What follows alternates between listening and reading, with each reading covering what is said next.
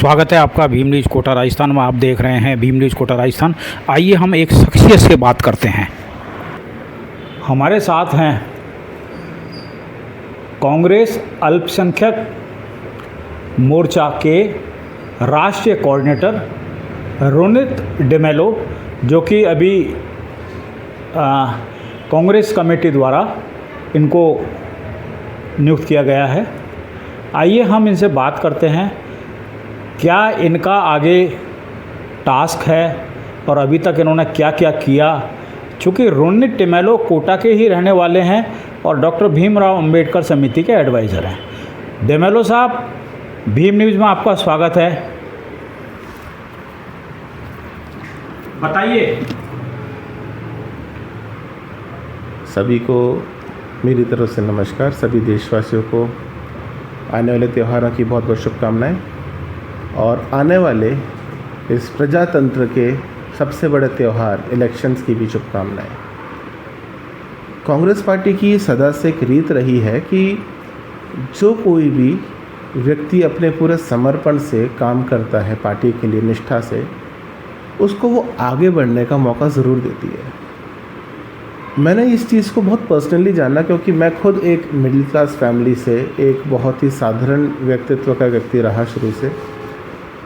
और मुझे कांग्रेस ने पहले तो राजस्थान स्टेट के प्रदेश महासचिव के पद से नवाजा और उसके बाद मेरे को नागालैंड का स्टेट इंचार्ज भी बनाया और साथ ही में अभी नेशनल कोऑर्डिनेटर की पदवी भी मेरे को दी गई। राहुल गांधी जी, खड़गे जी, इमरान प्रतापगढ़ी जी, इन सभी का मैं बहुत बहुत शुक्रगुजार हूँ कि इन्होंने जो मेरा काम था उसको अप्रिशिएट किया। क्योंकि कई बार ऐसा होता है कि जब लीडरशिप में कमी होती है तो वो हमारे टैलेंट को, हमारे काम को वो समझ नहीं पाते और उसको एप्रिसिएशन नहीं मिलती है, जैसा कि हम भाजपा में और दूसरी पार्टियों में देखते आए हैं। लेकिन कांग्रेस की विचारधारा अलग है, इसीलिए जब मैं पूरे तन मन धन से कांग्रेस के लिए समर्पित होकर काम करता हूं, तो मेरे मेंटर इमरान प्रतापगढ़ी जी हमेशा मुझे अप्रिशिएट करते हैं, हमेशा आगे से आगे जिम्मेदारियां देते हैं। जैसे अभी रिसेंटली तेलंगाना स्टेट के लिए उन्होंने मेरे को चुनाव के लिए प्रभारी नियुक्त किया कि आप जाएं वहां जाके एज ए ऑब्जर्वर काम करें। तो ये उनकी तरफ से उनका बड़प्पन भी मानूंगा और मैं उनको अप्रिशिएट करूँगा उनकी लीडरशिप स्किल्स के लिए।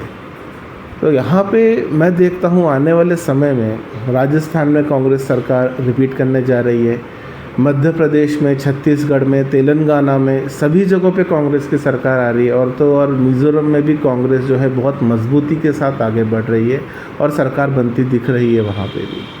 तो इन सारे हालातों को देख के मुझे समझ में आ रहा है कि आने वाले समय में कांग्रेस एक सबसे बुलंद पार्टी बन के इस देश में उभर रही है और इस देश में जो भी कुछ सांप्रदायिक ताकतें हैं जो हमेशा डिस्टर्बेंसेस क्रिएट कर रही हैं, भाई को भाई से लड़ा रही हैं और इस प्रजातंत्र को कमज़ोर कर रही हैं, इस संविधान को खोखला करने की कोशिश कर रही हैं, वो सारी विफल होंगी। और आने वाले टाइम में कांग्रेस इस देश को, माइनॉरिटीज़ को, SC STs को, जनरल कैटेगरीज़ को, सभी को एकजुट करके फिर से मजबूती और भाईचारे की एक मिसाल कायम करेगी। और मैं फिर से शुक्रिया अदा करता हूँ खड़गे जी का, सोनिया गांधी जी का, राहुल जी का, प्रियंका गांधी जी का, इमरान प्रतापगढ़ी जी का और KC वेणुगोपाल जी, K राजू जी, ये सभी जो हमारी टॉप लीडरशिप हैं, ये एक इतनी आउटस्टैंडिंग लीडरशिप है कि इनके संग काम करने का एक जो एक्सपीरियंस मुझे मिला जीवन में वो बहुत बेहतरीन है। और मैं चाहूँगा कि जीवन भर में कांग्रेस को, जब तक मैं हूँ इस दुनिया में, मैं कांग्रेस के लिए समर्पित रहूँ और मैं काम करता रहूँ पूरी डेडिकेशन से। और डॉक्टर भीमराव अंबेडकर समिति जो कि पूरे इंडिया में काम कर रही है, अलग अलग जगहों पे इनके पदाधिकारी हैं, बहुत सारे IAS IPS इनके संग जुड़े हुए हैं, हर तबके के लोग, गरीब अमीर, सब इनके संग जुड़े हुए हैं, जो कि हिंदू मुस्लिम सिख ईसाई सबको साथ लेके चलती है। मुझे गर्व महसूस होता है कि मैं डॉक्टर भीमराव अंबेडकर समिति का एक मेंबर हूँ और इनके बोर्ड मेंबर होने के नाते मैं समय समय पे इनके संग जुड़ाव मेरा रहा है और आगे भी चाहूँगा कि डॉक्टर भीमराव अंबेडकर समिति आगे भी संविधान को बचाने की जो इनकी मुहिम है, जो एक भाईचारे की मुहिम है पूरे देश भर में चला रखी है, उसमें सफलतापूर्वक आगे बढ़ें। और जो सांप्रदायिक ताकतें हैं जो कि आरएसएस, बीजेपी और दूसरे कई संगठन हैं जिनके साथ मिलके इन्होंने डिस्टर्बेंसेस मचा रखी हैं, उनको समझ में आए कि इस देश में ये देश जो है ये बाबा साहब अम्बेडकर के संविधान से चलेगा। ये देश किसी भी तरह की लड़ाई झगड़े, दंगे फसाद से या हिंदू मुस्लिम को अलग करके या सरदार और क्रिश्चियंस को अलग करके नहीं चलेगा। ये देश में हर एक के लिए जगह है, हर एक के लिए एक इज़्ज़त है, हर एक के लिए एक अच्छी भावना है भाईचारे की, तो उसी के साथ हम चलें। हम बचपन से आज तक हमने कभी इतना कुछ डिस्टर्बेंसेस देश में नहीं देखा जो आज देखते हैं। मैं पेशे से टीचर रहा, कई सालों तक मैंने एज अ CEO काम किया IIT अकेडमीज़ में, मैंने एज अ डायरेक्टर काम किया टेक्निकल कॉलेजेस में, एज अ वाइस प्रिंसिपल काम किया CBSE स्कूल्स के अंदर, और काफ़ी सालों से मैं बच्चों को सिखाता रहा, उनको पढ़ाता रहा, समाज को शिक्षित करता रहा, और आज पूरी तरीके से समाज को एडुकेट करने का एक बेड़ा अपने ऊपर उठा के चलता हूँ कि मैं अपने समाज को, लोगों को एडुकेट कर सकूँ। तो मेरे को खुशी होती है जब मैं अपनी टॉप लीडरशिप को काम करते हुए देखता हूँ कि वो भी यही काम कर रहे हैं। भारत जोड़ो यात्रा क्या थी? राहुल गांधी जी ने पैदल एक कन्याकुमारी से लेकर कश्मीर तक पूरे अपने कदमों से इस भारत देश को नाप दिया और एक सूत में बांध दिया, सिर्फ एक भाईचारे का, पीस का मैसेज देने के लिए। और वही पीस का मैसेज आज हम भी लेके जगह जगह जा रहे हैं, लोगों को जोड़ रहे हैं।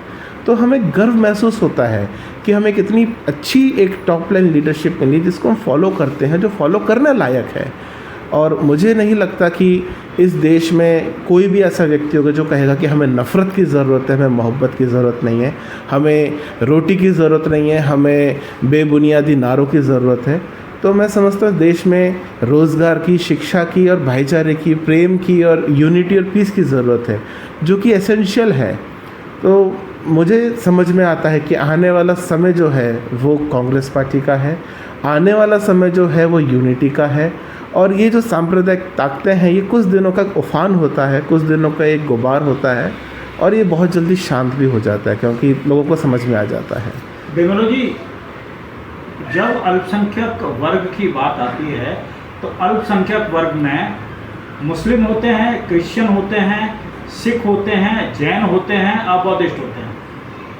कांग्रेस की सेंट्रल लीडरशिप ने इन सभी वर्ग के लोगों को प्रतिनिधित्व दिया है, जो कि वर्तमान में अभी जहां तक भीम न्यूज़ के पास रिपोर्ट है, कांग्रेस के कुछ मुस्लिम राज्यसभा लोकसभा मेंबर भी हैं, कुछ एक दो क्रिश्चियन भी हैं, एक दो सिख भी हैं और एक दो शायद बौद्धिस्ट भी हैं।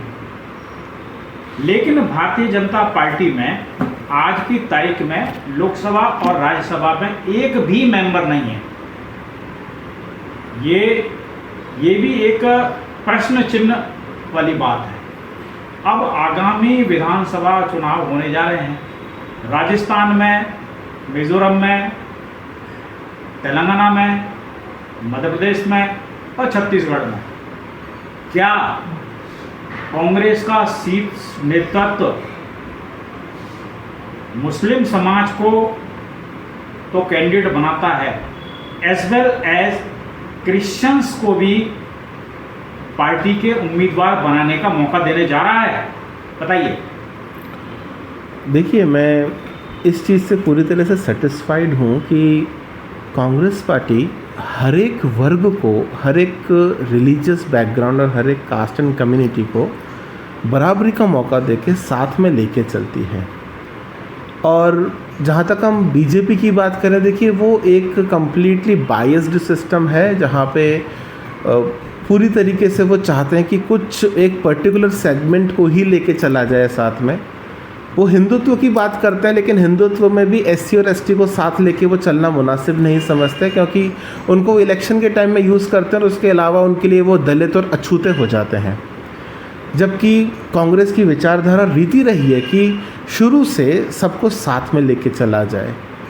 हम पूरे हिंदुस्तान के अगर हम सिनेरियो को देखते हैं तो साउथ इंडिया में, ईस्ट पार्ट ऑफ इंडिया में, जहाँ पे क्रिश्चियंस की मेजॉरिटी ज़्यादा है, उसमें उन पार्ट्स में क्रिश्चियन समुदाय से काफ़ी सारे एमएलएज और एमपीज़ को टिकट दिया जाता है। जहाँ पे पॉपुलेशन क्रिश्चियंस की ज़्यादा होगी, सर्टनली वहाँ पे उनको टिकट भी दिए जाते हैं, उनको आगे खड़ा किया जाता है फ्रंट में, और क्रिश्चियंस की लीडरशिप कांग्रेस के अंदर है। राजस्थान में क्या पोजीशन है क्रिश्चियन समुदाय की? क्योंकि मुस्लिम समुदाय की यहाँ टोटल आबादी 9.7% है, सिख समुदाय की 1.21% है, जैन समुदाय की 0.50% है, उसी तरीके से बौद्ध समुदाय की आबादी 0.27% के लगभग है जी। क्रिश्चियन समुदाय की आबादी का क्या आंकड़ा है, बताइए आप। देखिए, क्रिश्चियन पॉपुलेशन जो राजस्थान में हम देखते हैं, बॉर्न क्रिश्चियंस जो हैं, जो परंपरागत से चले आ रहे हैं, उनकी आबादी काफ़ी कम है। लेकिन यदि हम उन लोगों को देखते हैं जो कि क्रिश्चियंस के या प्रभु यीशु मसीह के मतलब बाइबल के अंदर फॉलो करते हैं, जो कि हम ये नहीं कहेंगे कि धर्म परिवर्तन कर लिया, जिन्होंने अपने मन को परिवर्तित किया, जिन्होंने उनमें श्रद्धा दिखा, उनके पीछे चलने वाले, उनके जो अनुयायी हैं, उनकी संख्या बहुत बड़ी है राजस्थान के अंदर। कितनी? जहाँ तक हमारा ग्राउंड सर्वे कहता है, जो हमने गांव-गांव और छोटे कस्बों में और शहरों में सब जगह हमारी टीम्स ने जाके काम किया और चर्चेस के संग मिलकर काम किया, लगभग 78 लाख के आसपास इनकी आबादी आती है राजस्थान के अंदर। उस हिसाब से तो प्रतिनिधित्व तो मिलना चाहिए। जी, उसके हिसाब से मिलना चाहिए। लेकिन मैं आपको बताना चाहूँगा कि ये जो लोग हैं, जो अनुयायी हैं, जो उनमें भरोसा रखते हैं, उनको फॉलो करते हैं, इन्होंने कहीं से भी कहीं तक अपना धर्म को परिवर्तन करके अपने आप को एज अ क्रिश्चियन नहीं दिखाया है, पहली चीज़।